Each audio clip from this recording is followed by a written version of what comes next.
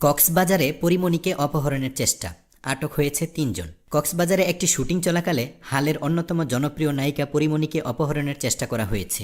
ঘটনার সঙ্গে জড়িত সন্দেহে পুলিশ ৩ জনকে আটক করেছে বলে জানিয়েছেন জাজ মাল্টিমিডিয়ার প্রোডাকশন ম্যানেজার মোহাম্মদ উজ্জ্বল। বৃহস্পতিবার রাতে কক্সবাজারের রামু উপজেলার দক্ষিণ মিঠাছড়িতে এ ঘটনা ঘটে। আটককৃতরা হলেন কক্সবাজার সদর উপজেলার বাংলাবাজার মৌলভীপাড়ার হামিদুল হক ওরফে হামিদ, রামু উপজেলার দক্ষিণ মিঠাইছড়ি ইউনিয়নের মুসলিমাবাদ এলাকার কাউসার আলমগীর ওরফে আরাফাত ও কোলাপাড়া টুলটুলি এলাকার সজীব ভুইয়া ওরফে সেলিম।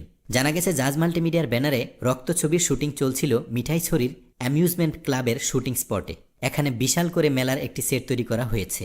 দিনব্যাপী চলে টানা শুটিং, রাতেও ক্যামেরা অন হয়। কিন্তু বৃহস্পতিবার রাত 8:30টার দিকে শুটিংয়ের শেষ পর্যায়ে একদল দুর্বৃত্ত অতর্কিত হানা দেয়। এ সময় নায়িকা পরীমণিকে অপহরণের চেষ্টা করা হয় বলে জানা গেছে। গতকালের হামলায় শুটিং ইউনিটের এক নারী সদস্যসহ ৩ জন আহত হয়েছেন, তবে পরীমণি অক্ষত রয়েছেন।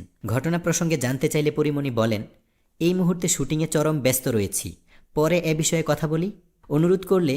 এবার পরীমণি বলেন, সত্যি কথা বলতে কি, এই ঘটনার কথা আজ সকালে অবগত হয়েছি। এটা আবার কেমন কথা? এমন প্রশ্নের উত্তরে পরীমণি বলেন, আসলে মেলার একটি শুটিং চলছিল, যেখানে বেশ লোক সমাগম ও গুন্ডাপান্ডার উপস্থিতিও দেখানো হয়।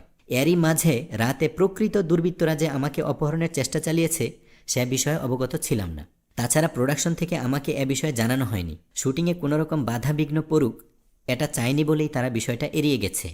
কিন্তু আজ সকালে শুটিং স্পটের আশপাশে আইনশৃঙ্খলা রক্ষাকারী বাহিনীর উপস্থিতির পর বিষয়টি পুরোপুরি জানতে পেরেছি। ঘাবড়ানোর কিছু নেই, এই মুহূর্তে আমরা ভালো আছি।